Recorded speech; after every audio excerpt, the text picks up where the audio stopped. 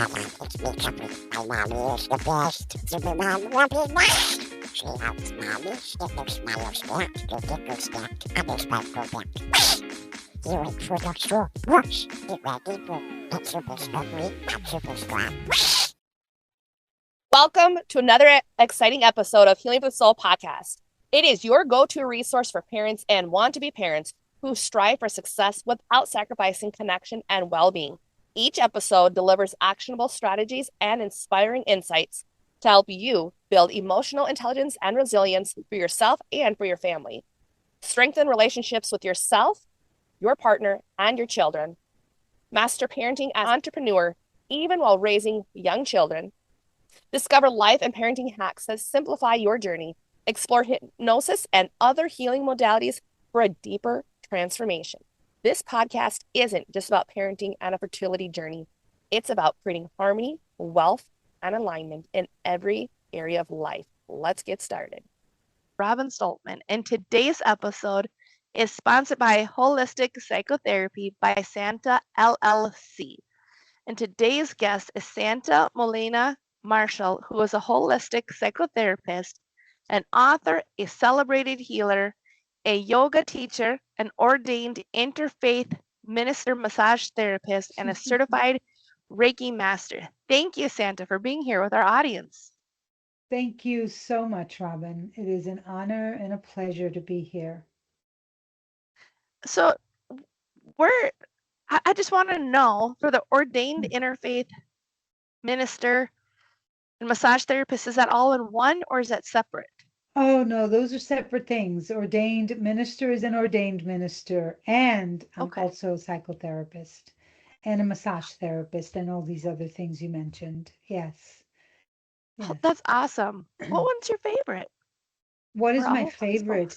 Interesting enough, it's all my favorite. It's all in my heart. It's all different certifications and licensing that I acquired looking for wellness for myself. And then how do I bring that to my audience, to my clients, to the things that I do? But if I had to pick one, there's something about massage therapy that was just as much for me as it was for the client that was on the table. The music, the essential oils, the being in the silence, the being in my mind, the Reiki and massage therapy. Reiki is energy balancing, healing, the being able to be of service and having someone trust me, Robin, with their most sacred and most vulnerable self, their body on a massage table. That was the biggest deal for me. I could do 6, 7 massages back to back, hour each, and just leave feeling like I have been really communing with the God is God. It's such an honor. Today, I no longer do full body massages. I now do what's called psychotherapeutic body work, which is people are on a massage table with their clothing and the body is speaking. So I'm massaging the areas of their bodies that may ache. You have a lower back pain.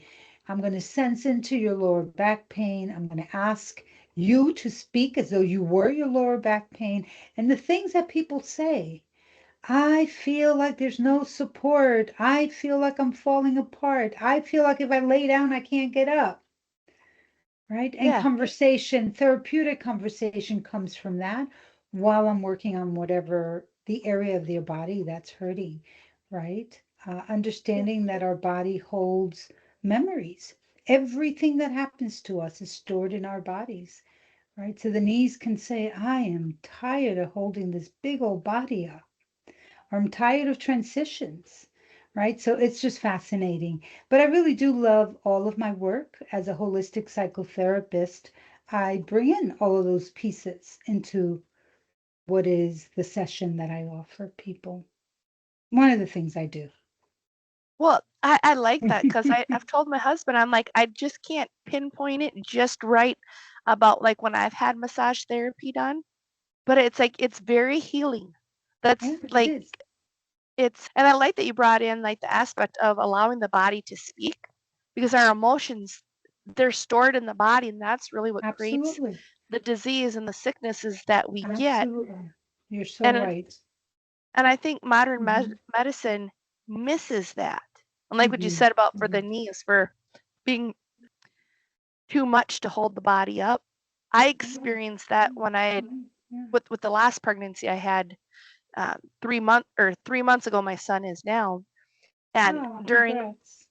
thank you, and during that time, I noticed that my knees were hurting because I hit the cert. I didn't know the poundage that was too much for my body until I hit it, and then once I hit it, I'm like, I can't do this anymore. It's like my body was Mm. screaming at me. My knees Mhm. were in Yes. pain, and I'm like, I am never doing this again because it hurts. Not the pregnancy part. It's just The the carrying weight. it. Yeah, I can't Yeah. imagine. Yeah. Yeah. So, And yes. yeah. So I'm glad Yeah. that you brought that up, like for the massage, because I'm like, there is. And then there's a lot of different It's types of massages, right? So finding what oh works yeah, for you. Some people like gentle, soft touch. Other people want the knots out of their, muscles that are all tied up. It all depends on what you want. But for me, it yeah, was a spiritual experience. And again, having someone and having clients say to me, I've never felt this safe. I've never felt this safe naked. I've never felt this safe. Again, I don't do those massages anymore. Now I yeah, do the psychotherapeutic, but yeah, and I'll say one other thing just to indicate how much I love it, and then we should talk about other things that that are yeah, significant. But the robing and disrobing that's done in massage, right? The putting the yes, sheets, the covering, the uncovering, that for again, I'm a survivor of childhood sexual abuse, so we can get into some of who I am and yeah, working with a lot of survivors of trauma. The idea that you will never be embarrassed. I will never uncover without letting you know I'm letting your leg out. Now I'm going to unrobe your arm, work on that, cover that up. Let's work on the feet, cover the legs. Just we don't think about that when we're on the massage table just receiving. But as a therapist, I'm just so conscious of I want you to know exactly what's going to happen to your body and you at least give me a okay. And some people just fall asleep and I get no consent, but I've checked in at the beginning at least, right? So it's a very sacred when you find the right person, right? That you feel safe with. It can be a very sacred experience, a very healing experience, especially for people whose body have been mistreated or not treated well or without consent. It's very yeah. powerful. Yeah. And I never even thought about that. Like Mhm, for mhm. because like I've had that happen for me as well for being a survivor of not survivor, it's the thriver of the sexual abuse that I've had happen too. It's I never thought about like that aspect of like detail of what you were just describing for like a massage even. Yeah. And at the same time, it's like it is you do have to feel safe with the other person. I think Mm, that's why um like you have massage by one person, they do it a certain way, and you're like, this doesn't feel right. But then you go to somebody else, and it's like you do feel that safe. And sometimes yeah. it may cost a Yeah. little bit more, but it's feeling that safe. So I'm wondering, how does that trauma impact the body, and why is somatic experiencing such a powerful approach to healing it? Oh, that's a great question. Thank you for asking. How does trauma impact the body? The Yeah, thing that I'd like to say is that trauma is not so much what happens to us. It's not the event that took place that creates the trauma. What creates the trauma is how your body responds to the event. To what extent was right, how your body responds to you fell, someone, robbed you, someone sexually abused you, is how does your body respond? And I'm going to take a moment to respond to that because how the body responds has everything to do with the condition that the body was in to begin with, right? If you are living your life, when I say body, I'm talking about body, mind, spirit, the whole, all of you, right? Mind, spirit, right? So what condition was that body in? Were you already stressed? Were you already feeling less than? Were you already feeling like things are happening to me and I don't know why and I don't understand and I don't have the things that I need? So you're already in a bit of a crisis, right? You're dealing with depression and anxiety and who knows for whatever other reason. And then there's this traumatic event that takes place, whatever the traumatic event is, the abuse, right, the misuse happens, and then how do people respond? So what condition are you in when you go into the experience that happens that's traumatic? And how do people respond, right? Because you and I, Robin, can have the same unfortunate experience, and you may walk out of it thinking, man, that was horrible, but no major trauma. I may come out of it thinking that was horrible, and oh my God, it's messed up my entire life. Because what happens after? Do people believe you? Do they come to your care? Do you get good medical care? Right? Do you get support? Does someone say, yeah, there was a huge hurricane, your house flew away, but look, here's a new house, Robin. Don't worry about it. We got your kids. We got it. Don't, right? Just take care of yourself. So the traumatic event in terms of trauma experienced in the body, where were you when you went into this event, when this event happened to you, and how does the world around you respond in terms of helping? Why is that so important? Because trauma impacts the body, which was your question, because it impacts our nervous system. Our nervous system is set up, our brain is set up to protect us. Survival of the fittest, protect you at all ends, right? And when you sense that there is danger, says our brain to our nervous system, I sense danger, I release chemicals into your body that activate the fight, flight, flee, and fawn response. This response of survival, right? And we all respond because we're animals. We're going to respond. And I'm not, hope not to offend anybody, but we're way domesticated, two-leggeds that unfortunately still, or fortunate enough, when there's a time for response to a danger event, we're going to respond.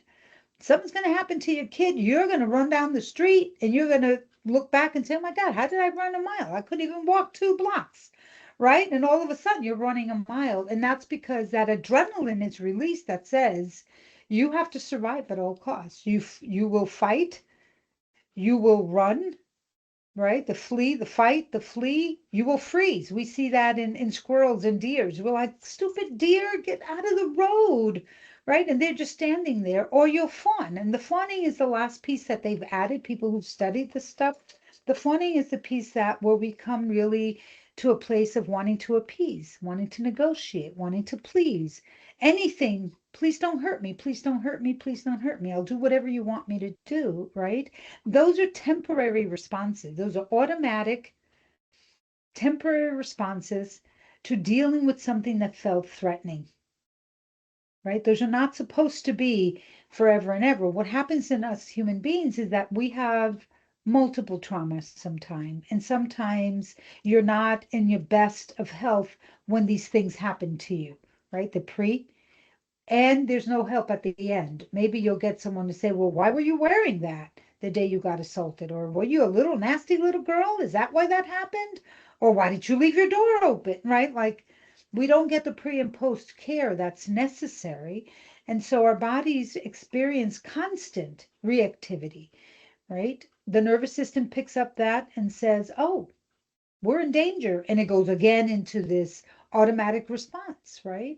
To the point where we develop what I call habitual responses to trauma or threats, right? Habitual responses. There's a way in which I always respond. If I think you're attacking me, if I think I'm not going to be safe, if I think, and when I say attacking, even if I think you don't like me, I'm going to sense that my brain's going to sense, oh, Robin doesn't like me. She's looked at me a little weird, and it's going to release, right? The chemical reaction that says fight, flight, freeze, or fawn, and we react to it as though something's happening all over again, right? So, unfortunately and fortunately, the body remembers everything. There's actually a book called The Body Keeps the Score. The body remembers everything and it's going to respond to protect you. The challenge is that not everything that we experience, especially if we've experienced real trauma, is a danger now. Sometimes it's just a sense, right? And I need to assess, right? Is Robin looking at me like that because she's hungry? Well, let me assess. Let me ask a question. Let me, right, take a pause as opposed to reacting, right? So the body owns every story, good, bad, or indifference, I'd like to say. So, in the same way that it remembers the challenging things, it remembers the beautiful things. And that is the key to healing, right? Can we begin to remember the things that our body has stored that are wellness, that are good, that are peaceful, that are fun, that are adventurous without the danger, right? And can we call on that when we feel triggered? Right? When I feel like, ooh, that person down the street, I don't know, I get a funny feeling, right? Can I introduce a resource? I call them. Can I introduce a good positive memory? Can I release something positive from my body that helps my nervous system go from, oh, that person down the street looks dangerous, to, oh, let me really look at them. Oh, that's my brother. He just cut his hair or whatever, right? Like that's a person who's not going to harm me. But when we're in that reactivity, that's the initial response to danger, we can't think. And there's scientific proof that parts of our brain go offline. When you're in danger, your neocortex goes offline, the thinking brain, the feeling brain, the limbic goes offline, and you're just acting like the two-legged beast that you can be if you're endangered, right? Yeah, that's a Yeah. long answer. Well, no, I appreciate it because as you were speaking, I was thinking, I'm like, that's what I've tried to explain to my husband about like for like certain times he's like, why have you been, like upset or, this and that. And I'm like, because I'm trying to explain like certain things because I have a brain injury. It hurts. Like it causes real physical pain in my brain, like right here. And like you said, like the prefrontal cortex. For me, I'm thinking that must be like this area, like where it is for the right side of the brain. Cause I'm like, when things get too much, like overwhelming, like what you just said, like that the fight or flight kicks in, and it's like the brain, like I feel like everything from my head goes straight down to my heart. Like that's why a person feels like that rapid heart rate. Yeah. And it's like it's so weird because it's like there's nothing dangerous, but when it's something that's so overwhelming, like what you had just described, that's happened in a trauma, even though there's not a real trauma happening right now, but like the body is perceiving that there's that same type of trauma, the same type of before the event and then after the event. I'm like, that makes sense Mhm. as to why, like, you lose all the blood to your head, lose all that awareness of, like, okay, I'm not being hurt, nothing's going on, but all of a sudden my body is reacting to Yes. something, and it's Yes. almost like what you were describing is the PTSD It is of, PTSD. It is PTSD. yeah, If you want to get clinical, absolutely. Right? And so yes, we can treat that with medication. We can treat that in a lot of different ways, PTSD.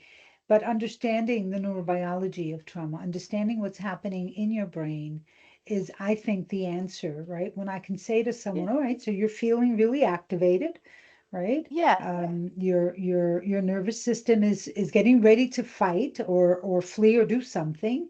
Can we yeah, slow that down? Can we introduce what I call again a resource, right? Can we introduce a resource? A resource can be a story of a time in your life when things were good. And that's what I do when I'm working with yeah, people one-on-one or with groups. Is like, okay, I sense that people are getting a little activated as though you're getting ready to go fight, flight, freeze, or fawn. Let's slow it yeah, down and bring in a touch. Is there a touch that calms you? Right? This one hand on my chest, one on my solar plex calms me. This calms a young part of me, like, it's okay, baby. Don't worry about it, right? This calms me who thinks too much, right? Just slow down. I can think of a person, I can think of a situation, I can even create an imagery or a fantasy, right? I can become an eagle who's flying above all the danger. All of that's going to go, whew.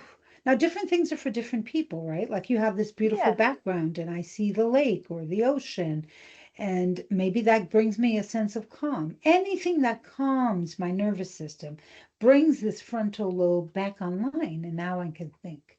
Now I can really assess, because the what you can say to your husband is the activation in your body, the blood that just rushes down to your feet. It's simply your nervous system saying, "Hey, Robin, assess for danger." It's not saying there's danger, run, fight, flee, fawn. It's saying Yeah. assess. And if you can quiet your body down enough with resources, then you Mm. have enough time to assess and say, oh, this is my husband. This is a man who loves me. This is a man who rubbed my back last night. He's not dangerous, right? If you can Yeah. assess, and because you've quieted down that nervous system enough. Now, that doesn't mean that you had some delusional, something he did or something he said kind of had a Mm. little twitch to it, right? But not enough for you to be endangered, No. right? And I don't know your husband or you, Yeah. but I'm just saying that's the thing. Can we quiet down our nervous system enough to assess for the danger? And if you're in danger, believe me, fight, flight, freeze is gonna just happen. You can't help it, right? Again, No. because we're these domesticated animals. But if it isn't, you at least have enough space to say, I just need a moment. Something you said kind of hurt me or reminded me or triggered me, but I know who you are and I know who I am and I know I'm not endangered. Whew, what a relief when we get to that place. Yeah. Well, it very much is. And that's why it's like trying to explain to him that it's just like one of those things that sometimes when I feel so overwhelmed, it's like my body goes into that and I'm like, I'm trying to calm it down, but it's how to calm it down when it gets so much sometimes. But then, like what you said, is um, finding different positions that calm down and be like, okay, this is where we're at. There's nothing really here, but the body still thinks it, and it's fascinating how the mind and the body, like a person can't separate it. So how is like the holistic psychotherapy that you do, and why do you consider yourself a spiritual warrior, and how is this different than traditional talk therapy? Oh my goodness. Well, traditional talk, I can't even say talk. Traditional talk therapy is just that. It's talk. Let's talk about Yeah. what you're thinking, what you're feeling. Let's talk more about what they did. And I want to say something in regards to traditional talk therapists. I'm a social worker. I'm a clinical Mhm. licensed social worker. We are taught to talk and to help people get comfortable enough talking about their issues. One of the things that I want to say, warning to anyone who's dealing with any trauma experience and going through the traditional psychotherapy, is don't ever let someone ask you to tell your story about what happened to you and the way that it happened, right? Because again, the nervous system, Mhm. the brain and the nervous system can't distinguish. Oh, it is Robin just telling a story or is this happening all over again? Wait a minute. Right? It can't distinguish. The nervous system does not distinguish time.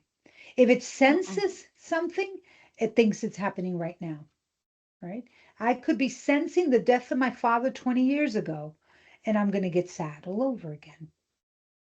It happened 20 years ago, but I'm going to get sad all over again, right? So the body remembers everything and it doesn't have a sense of time. So I have to tell it, well, Santa, yeah, you miss your dad. Today's Father's Day example, right?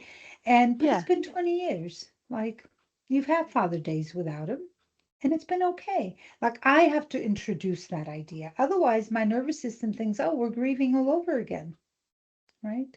And Mhm. so it is really important to not tell your stories of trauma, and I'm speaking to your audience, to not tell stories of trauma the way it happened. And sometimes therapists get eager.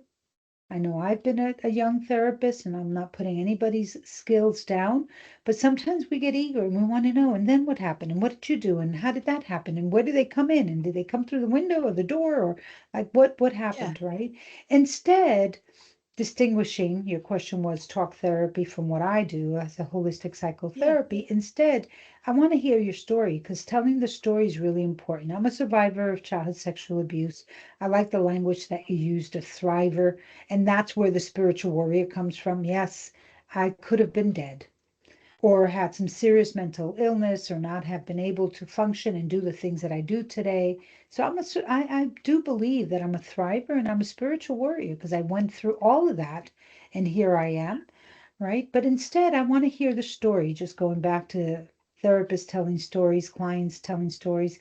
I want to hear the story really slow, Hmm. really, really slow. I want to hear the story while I'm watching. You said something earlier about your heart rate and the blood, watching Yeah. what's happening, right? So that when you're telling me a part of the story that activates you, that's not helpful, right? Mm-mm. So in that moment, I'm going to stop you and say, take a deep breath. Remember where you are. Remember that you're safe. Remember your Yeah. grandma who was sweet. Pick up a crystal that helps you ground, right? This is just a piece of hematite, if you know anything about crystals, right? Smell Yeah. something that makes you feel good. Rub your hands. Hold your face. Lay flat on the floor and feel the earth beneath you. And now tell me more about the story. Right. So in my work, there's a lot of interruption, particularly when someone's telling their trauma story. There's a lot of interruption. I do not want you going through that experience all over again. No, 'cause Right. That's not that's what. helpful. That just triggers the No. nervous system and continues to perpetuate this cycle of being activated and being reactive. Right. So instead, when you're telling the story, I'm going to stop you. I'm going to tell a joke. I'm going to ask you to tell a joke. I'm going to ask you what your tears are trying to Yeah. say. I'm going to move you away from the traumatic moment so that you can realize that in your body, you can sense that, oh, I'm safe. I'm in this woman's office or I'm on the screen with this person. The perpetrator has been gone for years. I'm okay today, right? I'm okay today. And then we can go back into the story. Tell me why you're laughing. Or Oh, I'm just can you thinking relate? about. Yeah, well, I can, especially like the traditional talk therapy. That's why I've told people I'm like, it doesn't work because like what you had just said, a lot of them they focus on so much of wanting to know why it happened and how it, and they want all the details. And it's like to me, I was thinking as you were speaking about it about law of attraction that that's why we're creating more of the problem because the nervous system is going into that emotion and going into all that stuff that was happening and then it's expanding and putting it out there. Well, then you wonder why you're still attracting the same stuff because like before you and I had jumped on, I talked to my husband. I'm like, it doesn't matter like what I've done on the outside to change, like my finances as an example. I've changed everything on the outside that I can possibly humanly change. And I'm like, the Mm, one thing that needs to get changed, I said, is that belief. And I said, that's in mm, my head. I'm mm, like, it's not that I'm not worthy. I know that I am. It's that, it's the doubt of I'm only allowed to have this amount. But it's like, I need to change that to upgrade it. And I know I can do that with hypnosis. Like, I know that part of it. Because again, like, even in that, it's the same story. Like what you said, it's the story we're telling ourselves. So as you were well, speaking, I was thinking about how it's very much like hypnosis, like what you were saying about how you're moving a person away from the trauma and like you said, like tell a joke or, think to of, shift the other things. conversation, right? Yeah.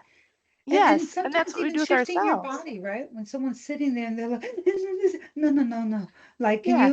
you bring your arms up? Can you go into Durga? Can you do a yoga stand? I mean, I'm a yoga teacher, right? So now I Yeah. introduce these things. Can you massage your hands? Can you bring your hands on your chest, right? Can you Yeah. tap your outer arms, right? Can you like activate the big muscles in your body and sense what that's like? But I think that there's two things that are really critical to what we're talking about Yeah. because I speak of it in a very simple way, because that's how I talk to my You clients, are. right? I want them to understand what's happening, but there's a Yeah. lot of neurological aspects to what's happening. One of them is this idea of the law of attraction. We can do a whole thing on the law of attraction. I love the law of attraction. And I always find myself being hesitant because you can't tell someone who just got raped, guess what? The law of attraction, right? Oh, Still that's horrifying, right? not That sorry, is but it still horrifying. pisses me off when people Um, say that. yeah, I just remembered a little story of, I don't know, this is probably 35 years ago.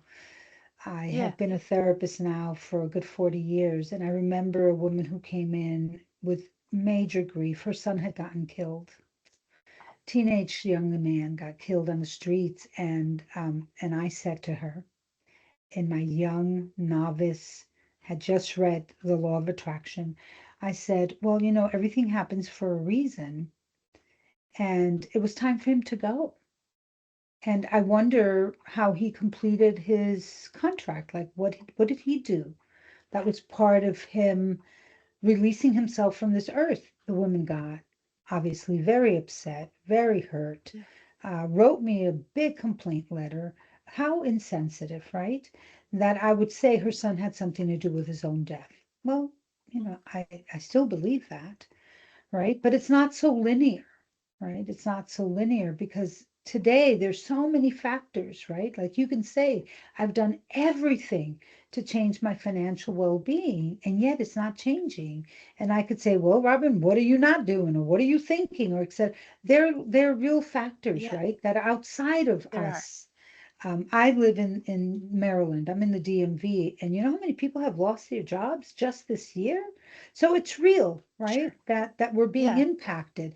But what I'd like to say is that our thoughts will attract things for us to manage, right? So the more fear we have, the more limited we think, right? The more we focus on oh, I didn't have enough for this or that, instead of, look, but the rent is paid, the mortgage is done, we have a vehicle, we have food every night. Like, even if I'm speaking really from my Yeah. heart, that even when things are not the way we want them to be or should be, there's always silver lining, right? There's always There some is. blessing, right? There's always some blessing. So I haven't sold 20,000 copies of my book, right? But it's in the hands of a few people. I may have sold, I don't know, 100 maybe, if that much, right? It's in the hands of some people who needed this message. So instead of focusing on, I've invested, I've been trying to sell this book, I don't know what else to do, I'm going to remember. Even when that thought comes up, oh man, Santa, you just paid someone else to market your book and it didn't yield anything. I'm going to choose to remember that I've sold at about 100 maybe, right? In 6 years. Right? But I'm gonna remember that because that's what's gonna make me feel good about it. Right. And that's what's going to attract maybe not thousands of people, but someone will say, let me see what this woman's talking about. Right. So the law of Yeah. attraction is real. We just need to be mindful that there's so many other energies and factors that are affecting what we do and how we do it and what impacts us. But I'm going to choose to always focus on the affirmation, right? And that's the other thing I introduce in therapy.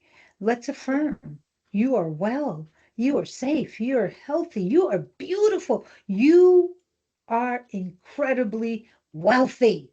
Like, I'm going to claim that. I just got chills, right? Like, I'm going to say Yeah. that every day, like I believe it, right? That's going to have an impact. Another It little piece about definitely. that I want to say that again. I'm sorry, Well, spoke I over said you, it definitely does right? in that Right. impact. Yeah, because that's why I said it's like when I've changed everything else on the outside that I can change, it's like what you said, there's still some stuff that I could do and I'm aware of it. And yet it's like, okay, so then where's that thought? And it's like it comes back to my belief. So that's why I'm like, okay, I gotta work on it and I'm aware of it. But most Yeah. people are Yeah. unaware of it. Unaware. Yes. I've spoken to Yes. so many clients who call themselves name, not even noticing. Oh, I'm so clumsy. When they drop, oh, sweetheart, you dropped something. Let me help you get it up. We don't talk to ourselves that way in our private mind. It's like, oh man, you're a plum, or you're too this, or you're too that, or stop the beating ourselves up, right? The other thing that is significant Mhm. in terms of the science of what's happening in our brain is that an unfinished cycle, right? So something happened to me. The response neurologically is fight, flight, freeze, fawn until the danger passes, right? But Mhm. the danger doesn't pass. So I'm still stuck in fight, flight, fawn, and freeze because the danger didn't pass. The danger didn't pass because I didn't have a moment to say, oh, so this incident happened. Remember the before and the after the incident? Yeah. The incident happened, but, you know, I'm being tended to. I don't have to worry. I have time to heal. I had time for the scab to come on and then to put some salve on it. And then the scab, normally releases, right? On its own. Yeah. If you don't have time for that, and then there's another crisis and you get triggered again, and then you don't get to complete that cycle, our nervous system is waiting to complete the cycle, right? And so I talk to my clients a lot about that as well. Our nervous system is waiting to complete that cycle. So, what is positive thinking, affirmations? Actually, in the moment when you're feeling anxious about whatever it is, saying, okay, let me Yeah. do a reality check. Am I going to be homeless tomorrow? No. Am I safe today? Yes. That helps your nervous system to get into it's the parasympathetic and sympathetic nervous system that gets Yeah. reactivated, right? And so it helps your nervous system to come back to oh, okay, so that's done. That's complete. When our nervous system can come back to regulation, we have to provoke the regulation, right? The triggers just come from the world. You see a red car, well, you were assaulted in a red Yeah. car, or an elevator, and you were stuck in it. We get to be introduced to the things that harmed us over and over and over again, not to the same extent, right? These are Mm-hmm. triggers. They're not the real thing all over again. Yeah. Um, and so we have to provoke and introduce, again, what I call a resource. How do you let your nervous system know, look, yo, you said Yeah. assess for danger, I assessed, and all is well. How do we send that message through our body? I assessed, and all is well. So you can calm down. And by the way, thank you for, letting me know that something was off, right? How do we have Yeah. that conversation with ourselves? So the holistic psychotherapy piece is me introducing people to all kinds of resources, whether it be crystals or smells or nature or memories of people that were kind to them, loving to them, right? Whether it's using imagery, like what is your favorite imagery when you feel anxious? Can you imagine yourself on a yacht saying, look at you, Robin, you did it, right? And it's not just people say to me, so are you talking about like heavy duty meditation or no, it's heavy duty because you're not just thinking it, you're letting yourself feel the experience of the wind blowing in your hair while you're on that yacht and you're looking over to your husband and your child is 17 and you're well 6, let's say 6, the new baby is 6. Yeah. We don't have to wait till they're 17, right? And you're No. happy and you're like, wow, look at what we did. Right? How often do we do that? So that's what holistic psychotherapy is introducing people. And I've got some, I call it Yeah. medicine, right? That I can share with people. And by medicine, I mean your breath, your thoughts, crystals, smells, soft things, prickly things, like what gets you back Yeah. into your body and into this moment. And you have your own medicine, right? Because again, it's very unique. I Yeah. It talk is. about having to create a big, big, big, very fluffy and big account of resources because what will work one day may not work the next. What works in a board meeting is not going to work, at the soccer team with the kids. Yeah. So having lots of different options so that you can always be introducing something that's going to calm your nervous system. The other key thing is understanding your body. Like I know when I'm getting tense. I feel it. Yeah. My stomach does something weird or it gets tight. My shoulders start to collapse. My jaw hurts, right?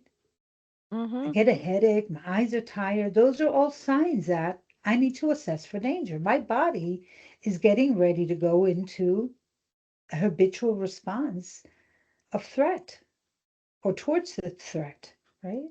So that's the other thing that's critical, knowing your body. You know when you're tensing your legs or holding your Yep. belly in or your breath.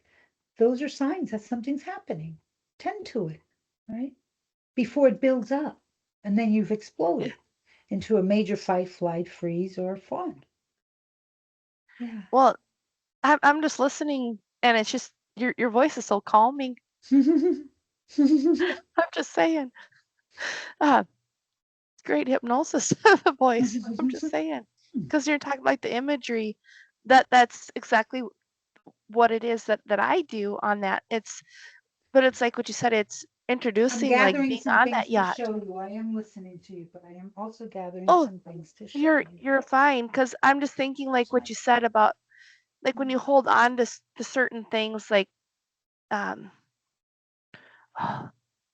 it's one of those things like for example like when you talked about like all the trauma a person goes through repeated trauma and I had that right after I'd had this last child. He was my number 8 living child, and there's just a bunch of things that happened right within the first month of him being born, like my dog passing that was 16 and a half years old. I didn't Mm. allow myself to grieve because I had to keep moving, I had to keep You doing. had to. I That's had what the I'm baby, talking you about, know. right? You had to keep The- going. There's no yeah, respite. There's no there respite. was there was none. So then as I was listening to you, I'm like, I had a lot of different things. I'm like that to me that was a trauma in of itself from my dog passing. And I say that because she was like my baby before my babies because I was told I would never have children. So then I used her as a tool, not knowing how everything that I was doing at the time, but I used her to help get pregnant. And then she told me about my fainting, and she knew when I was pregnant. She knew when I would faint, and so it's like I don't have her now, and so it's like I don't have anybody outside of me now, having to trust myself for the first time. Of I have to listen to my body when it's sending signals out, like what you said, and I haven't had that time to grieve, and I had repeated things right after, and I'm like, maybe that's where that getting stuck is at. Because like I never thought about like until you'd said about for you go into that fight, flight, freeze and the fawning. But then now, okay, we've gone through that, but now what's the after effect of that? To finish the cycle, Right, and right. as you were talking about like finishing the cycle, I'm wondering how does one finish that cycle Well, when there's so much and you don't people typically don't allow themselves to have like I didn't allow myself to have that yet. And at the same time, I'm like, well, she's been gone for almost 2 months. Is it still worth grieving? And I'm like, well, maybe it is because well, here's the the other thing I want to finish, tell you. yeah, Like all of the neurobiology stuff, when I put that aside, then there's the body dynamics. yeah. The lungs are the organ in our body that holds all the grief. Oh, that would explain a lot of the breathing problems. The lungs hold all the grief. Remember, I said earlier also Yeah. the body doesn't distinguish time. So it No, it doesn't doesn't. know, is the grief that I'm holding in my lung from 7 years ago when I lost my pencil and it was traumatic because it was my favorite pencil and it was the only pencil I could ever Yeah. use and I'm using a very trivial thing, Yeah. maybe not so trivial, is the pain I feel, the congestion, the inability to take a deep breath, is that based on my dog's death and having to put my dog down? Like, what? It doesn't distinguish it. So there's no such Oh, thing as you've grieved long enough. When I feel grief in my body, in yeah. my lungs, when I'm having a hard time breathing, it simply is an invitation to do some crying, to do some releasing, to remember all the people who have left and all the things I have lost, right? One of the things I want to say, because people don't think of grief around, just around pregnancy and loss of babies, and we don't think that Yeah. those are major grieving experiences, but they are. Oh, yeah. People don't think of grief when they think of children who are born into or raised in child welfare systems and they go from one home to another home to another home to another home. They're grieving their birth family and they're grieving all these transitions that they've had, right? We don't Mm, think. So one of the biggest griefs is the unresolved grief, right? The grief that mm. we say we didn't have time. And now is it worth grieving a dog that passed 2 months ago? Yeah, that doggy's going to live in your heart forever. And you're talking to a dog lover, by the way. So yes, That you know, helps. I have to tell you that the only time I've ever taken bereavement from when I worked at agencies is when I had to put down a dog. I had never taken time off from work for someone dying. And I'm 64. A lot of people have left before me, right? Yeah. Family, friends. It's the only time. It was the hardest thing to do was grieve my dog because yes, I have a dog. I have two dogs now, and one of them, he is stuck to my hip. I mean, he trips me. I'm like, what are you doing right outside my door?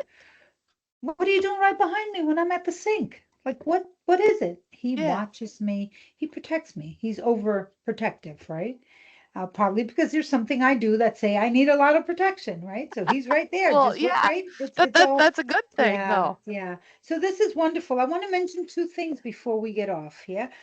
First of all, Yeah. I pulled up my book, but I didn't get a chance to show and tell. This is my book, Running Through Darkness, Memoir of a Spiritual Warrior.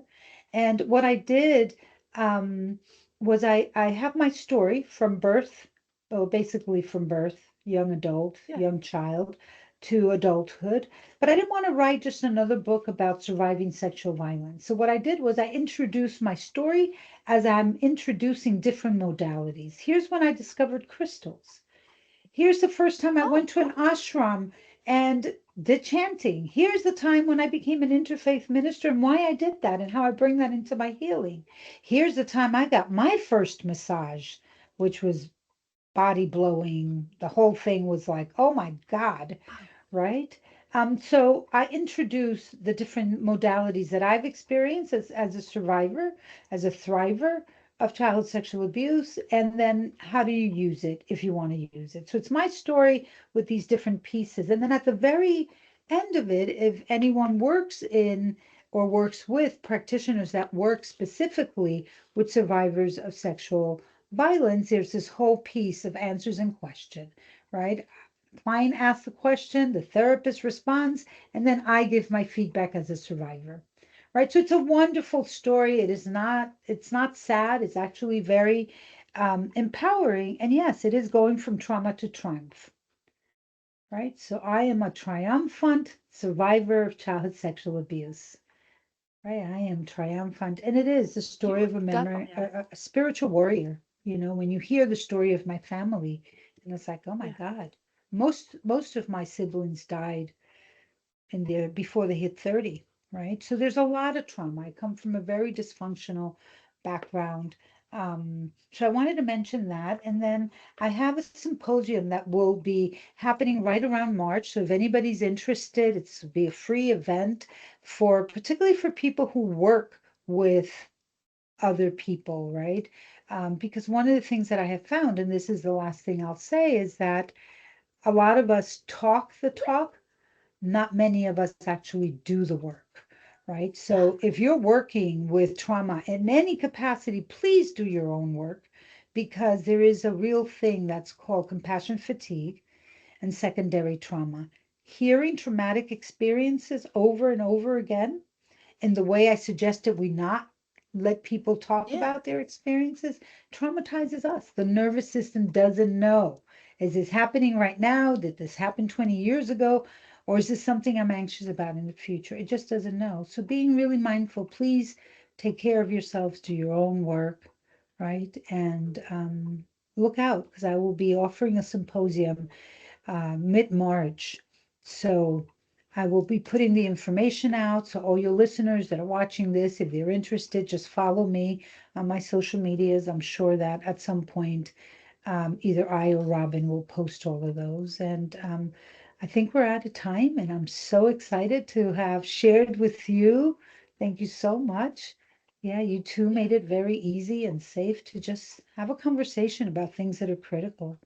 Yeah. Well, I appreciate you so much and thank you for letting our audience know about your book as well. To me, I'm thinking that's really powerful of how Mhm. it's almost the way you were speaking about it is it was very healing process for you to put your story in there, what you did, how like you said, like why you went on to do the next thing. And Yeah. I think our audience will really enjoy reading your book.